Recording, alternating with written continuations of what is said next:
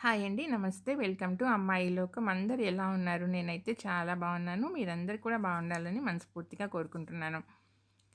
ఇవాళ మన రెసిపీ వచ్చేసి రాగి పిండితో చాలా హెల్తీ స్వీట్ స్నాక్ రెసిపీ అండి. స్కిప్ చేయకుండా చూడండి లాస్ట్ వరకు ఎలా చేయాలో చూద్దాం. ఫస్ట్ కడాయిలో ఒక కప్పు రాగి పిండి తీసుకున్నాము. దీన్ని ఒక 2-3 మినిట్స్ పాటు లో ఫ్లేమ్‌లో పెట్టుకొని ఫ్రై చేసుకుందామండి. ఆ పచ్చి వాసన పోతుంది. ఇలా ఫ్రై అయిన తర్వాత దీన్ని పక్కన పెట్టుకుందాము. కొంచెం సేపు ఆరనిద్దామండి ఆ వేడి.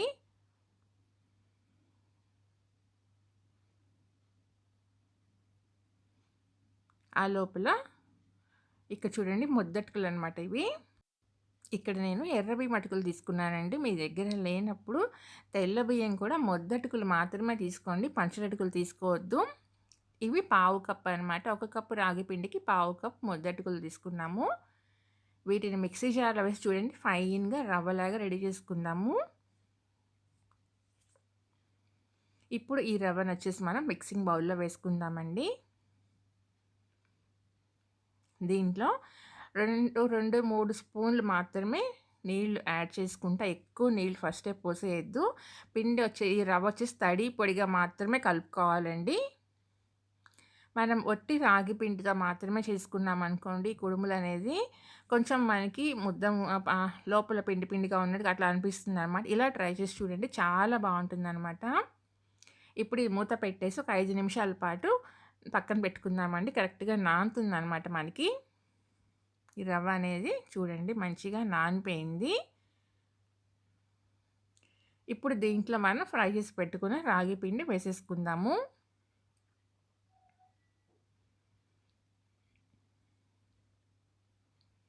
దీనికొచ్చేసి ముప్పావు కప్పు తీసుకున్నామండి. బెల్లం పౌడర్ తీసుకున్నా నేను.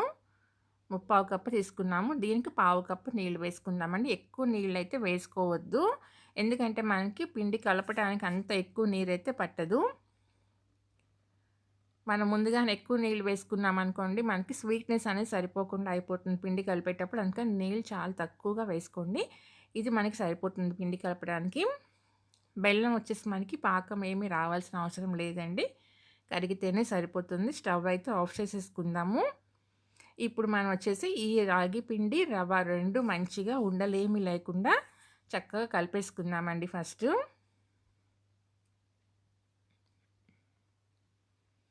ఇలా కనుక చేసి పెట్టారనుకోండి పిల్లలకి కూడా చాలా బాగా నచ్చుతుందండి. ఎవరైనా తినగలిగిన ఒక ఆహారం అనమాట ఇది.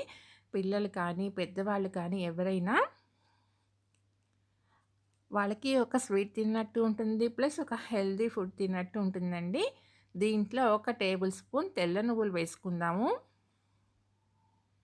తర్వాత పచ్చి కొబ్బరి మిక్సీకి వేసాననమాట. 2 యాలక్కాయలు వేసి ఒక 3 టేబుల్ స్పూన్ల వరకైతే ఉంటుందనమాట. దీన్ని కూడా కలిపేసుకుందాము. కొబ్బరి మాత్రం అస్సలు మిస్ చేసుకోవద్దండి. నువ్వులు, పచ్చి కొబ్బరి 2 చాలా టేస్ట్ వస్తుందనమాట. ఇప్పుడు ఇదంతా మంచిగా కలిపేసుకున్న తర్వాత మనం బెల్లం నీళ్ళున్నాయి కదా దానిని ఫిల్టర్ చేసేసుకుందామండి. డస్ట్ అయితే ఏమి లేదు కానీ ఫిల్టర్ చేసుకొని వేసుకుందాము. ఫస్ట్ కొంచెం వేసుకుందామండి. చెక్ చేసుకున్నాక బ్యాలెన్స్ కలిపేసుకుందాము. మనం తీసుకున్న క్వాంటిటీ కరెక్ట్‌గా సరిపోతుందనమాట. దీనికి కొంచెం స్వీట్‌గా ఉంటేనే బాగుంటుందండి. అందుకని ముప్పావు కప్పు తీసుకున్నాను. మీరు కనుక తక్కువ కావాలి అనుకున్న వాళ్ళు ఎవరైనా ఉంటే హాఫ్ కప్పే తీసుకోండి బెల్లం.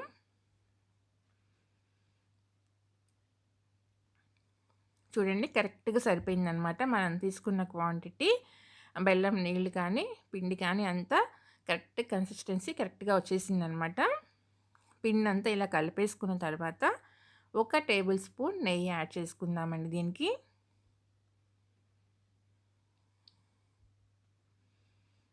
నెయ్యి, యాలక్కాయలు, పచ్చి కొబ్బరి ఇవన్నీ వేయటం వల్ల ఎంత కమ్మటి వాసన వస్తుందంటే అంత కమ్మటి వాసన వస్తుందండి. తయారైన తర్వాత తిని చూడండి చాలా అంటే చాలా టేస్టీగా ఉంటుందన్నమాట.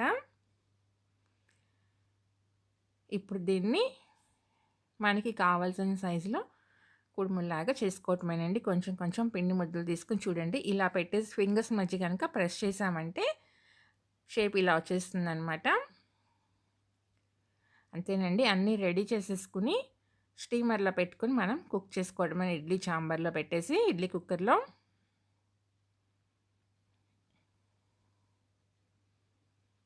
నా దగ్గరైతే స్టీమర్ లేదండి. అందుకని నేను ఇడ్లీ ప్లేట్స్‌కే నెయ్యి అప్లై చేసేసి వాడుకుంటాను. మీ దగ్గర స్టీమర్ ఉన్నవాళ్ళు గనక ఉంటే తప్పకుండా స్టీమర్‌లో పెట్టుకొని స్టీమ్ చేసుకోండి. అతుక్కోకుండా నెయ్యి అప్లై చేసుకొని పైన మొత్తం పెట్టేసుకుందామండి ఒకేసారి.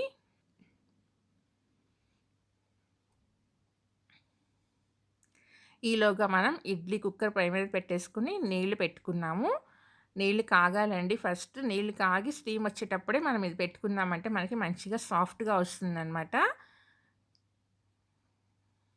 లేదంటే గట్టిగా ఉంటాయి. ఎప్పుడు కూడా ఇది గుర్తుపెట్టుకొని చూడండి. ఇలా మనకి పైన షైనీగా వచ్చేసినాయంటే కుక్ అయిపోయినట్టేనండి రాగి కుడుములు. కరెక్ట్‌గా 7-8 మినిట్స్ పెట్టుకోండి సరిపోతుంది. చూడండి అతుక్కోకుండా ఎంత మంచిగా రెడీ అయిపోయినాయి అనమాట.